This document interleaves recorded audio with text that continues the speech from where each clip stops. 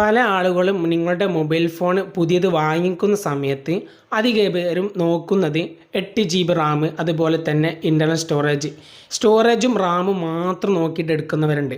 പക്ഷേ അങ്ങനെ എടുത്തതിന് ശേഷം നിങ്ങൾക്കൊരു ബെറ്റർ യൂസേജ്, അതായത് നിങ്ങൾക്ക് ആ സ്മൂത്തും കാര്യങ്ങളൊന്നും ഏറ്റവും കൂടുതൽ എടുത്തിട്ടും നിങ്ങൾക്ക് ലഭിക്കാതെ പോയിട്ടുണ്ടെങ്കിൽ, നിങ്ങൾ റാമിൻ്റെ അകത്ത് 3 സെറ്റിങ്സും അതുപോലെ തന്നെ നിങ്ങളുടെ ഇൻ്റർണൽ സ്റ്റോറേജിൻ്റെ അകത്ത് 3 കാര്യങ്ങൾ, ഈ 3 ടോട്ടൽ 6 കാര്യങ്ങൾ ജസ്റ്റ് ശ്രദ്ധിച്ചാൽ നിങ്ങൾക്ക് നല്ലൊരു സ്മൂത്തും കാര്യങ്ങളും, നിങ്ങൾ ഏത് തരത്തിൽ മൊബൈൽ ഫോൺ ഉപയോഗിക്കാനാണ് വാങ്ങുന്നത് അതിൻ്റെ കറക്റ്റ് യൂസേജ് കിട്ടണമെങ്കിൽ ഈ പറയപ്പെടുന്ന 6 കാര്യങ്ങൾ നിങ്ങൾ ശ്രദ്ധിക്കണം. അതായത് നിങ്ങളുടെ മൊബൈൽ ഫോണ് റാം കൊണ്ട് ഉദ്ദേശിക്കുന്നത് ഇത്തരത്തിൽ ഒരുപാട് ആപ്ലിക്കേഷന് ഒരുപാടുണ്ടാകും. അത് റണ്ണിങ് ആയിട്ട് ഇതുപോലെ ബാക്ക്ഗ്രൗണ്ടിൽ ഇങ്ങനെ പ്രവർത്തിക്കാനും അങ്ങനെ സ്മൂത്ത് കാര്യങ്ങൾ നൽകാനാണ് ആ റാം കൊണ്ട് ഉദ്ദേശിക്കുന്നത്. ഇൻ്റർണൽ സ്റ്റോറേജ് കൊണ്ട് ഉദ്ദേശിക്കുന്നത് നിങ്ങളുടെ മൊബൈൽ ഫോണിൽ എടുക്കുന്ന ഫോട്ടോസും വീഡിയോസും വാട്സപ്പിൽ നിന്നൊക്കെ ഡൗൺലോഡ് ചെയ്യുന്ന ഫോട്ടോസും വീഡിയോസൊക്കെ ആണ് ഈ ഇൻ്റർണൽ സ്റ്റോറേജ് എന്ന് പറയുന്നത്. അപ്പോൾ നിങ്ങൾ റാം നോക്കുന്ന സമയത്ത്, അപ്പോൾ ഞാൻ പറഞ്ഞു റാമിൻ്റെ അകത്ത് 3 കാര്യങ്ങളുണ്ട്. ഇതുപോലെ LPDDR4X എന്ന് പറഞ്ഞിട്ടും അതുപോലെ തന്നെ LPDDR5 അതുപോലെ തന്നെ LPDDR5X ഇതുപോലെയാണ് നിങ്ങളുടെ റാമിൻ്റെ ഓരോ ഉള്ളിലുള്ള ചിപ്സെറ്റ് വെച്ചിരിക്കുന്നത്.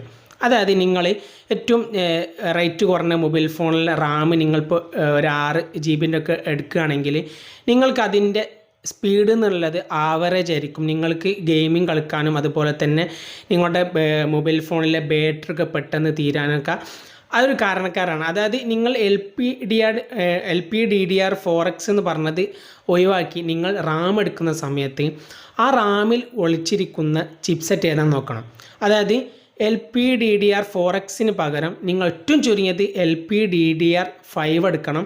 ഇനി അതല്ല നിങ്ങൾക്ക് നല്ല സ്മൂത്തും കാര്യങ്ങളൊക്കെ ലഭിക്കണമെങ്കിൽ നിങ്ങൾ ഏറ്റവും ചുരുങ്ങിയതല്ല ഓൾമോസ്റ്റ് നല്ലൊരു 30-40K മൊബൈൽ ഫോണൊക്കെ എടുക്കുന്ന സമയത്ത് ഇതുപോലെ LPDDR5X നോക്കണം. അതായത് നിങ്ങൾ റാം അത് ഏത് തരത്തിലുള്ള റാമാണ് നോക്കണം.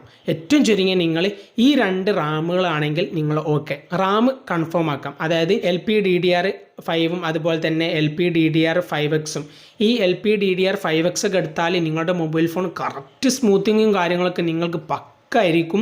ഇതായിരിക്കും നിങ്ങളുടെ റാം നിങ്ങൾ തിരഞ്ഞെടുക്കേണ്ടത്. അതായത് നിങ്ങളുടെ മൊബൈൽ ഫോൺ എടുക്കുന്ന സമയത്ത് ഒരു 6 GB റാമാണ്. ആ 6 GB റാമിൻ്റെ ഉള്ളിൽ ഉള്ളിലുള്ള ചിപ്സെറ്റ് ഏതാണ് നോക്കണം. ഇതുപോലെ ഏതെങ്കിലും നല്ല ചിപ്സെറ്റ് ആണെങ്കിൽ ഓക്കെ. ഇനി രണ്ടാമത് ഇൻ്റർണൽ സ്റ്റോറേജിന് 3 കാര്യങ്ങളുണ്ടെന്ന് ഞാൻ പറഞ്ഞു. ഇതുപോലെ UFC 2.2 ഉണ്ട്, അതുപോലെ തന്നെ 3.1 ഉണ്ട്, അതുപോലെ തന്നെ 4.0 ഉണ്ട്. ഈ 4.0 എടുക്കുകയാണെങ്കിൽ നിങ്ങൾക്ക് നിങ്ങളുടെ മൊബൈൽ ഫോൺ ഗെയിം എടുക്കുന്ന സമയത്ത് അത് പക്ക സ്മൂത്തും സ്പീഡുമായിരിക്കും.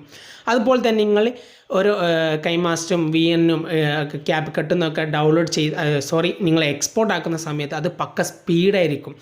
ഇതായിരിക്കും ഇൻ്റർണൽ സ്റ്റോറേജ്. അതായത് 4.0 എടുക്കുന്ന സമയത്ത് നിങ്ങൾക്ക് പക്ക സ്പീഡായിരിക്കും. നിങ്ങളുടെ നിങ്ങൾ ഒരാൾക്ക് ഫയൽ സെൻഡ് ചെയ്ത് കൊടുക്കുന്ന സമയത്തൊക്കെ അത് പക്ക സ്പീഡായിരിക്കും. അപ്പോൾ നിങ്ങളുടെ ഇൻ്റർണൽ സ്റ്റോറേജ് ഇപ്പോൾ 128 അതിൻ്റെ ഉള്ളിലുള്ള UFC എന്നുള്ളത് എത്രയാണ് നിങ്ങൾ നോക്കണം. നിങ്ങൾ എന്തായാലും 2.2 ഉള്ളത് എടുക്കാൻ പാടില്ല. അത് പക്ക സ്പീഡും കാര്യങ്ങളൊക്കെ കുറവായിരിക്കും. നിങ്ങൾ ഏറ്റവും ചുരുങ്ങിയത് 3.1 എടുത്താൽ തന്നെ നിങ്ങൾക്ക് എക്സ്പോർട്ട് ആക്കുന്ന സമയത്തും ഫയൽ സെൻഡ് ചെയ്യുന്ന സമയത്തൊക്കെ നല്ലൊരു പെട്ടെന്ന് സ്പീഡ് നിങ്ങൾക്ക് കാണാൻ സാധിക്കും. അതുപോലെ തന്നെ 4.0 ആണ് നിങ്ങൾ എടുക്കുന്നതെങ്കിൽ പക്ക സ്പീഡും കാര്യങ്ങളൊക്കെ ആയിരിക്കും. അപ്പോൾ നിങ്ങളുടെ മൊബൈൽ ഫോൺ എടുക്കുന്ന സമയത്ത് നിങ്ങൾക്ക് റാം ഇതുപോലെ ഇൻ്റർണൽ സ്റ്റോറേജ് UFC 4.0 അതുപോലെ തന്നെ നിങ്ങളുടെ മൊബൈൽ ഫോണിലെ റാം LPDDR5X ആണെങ്കിൽ പക്ക ആയിരിക്കും കേട്ടോ.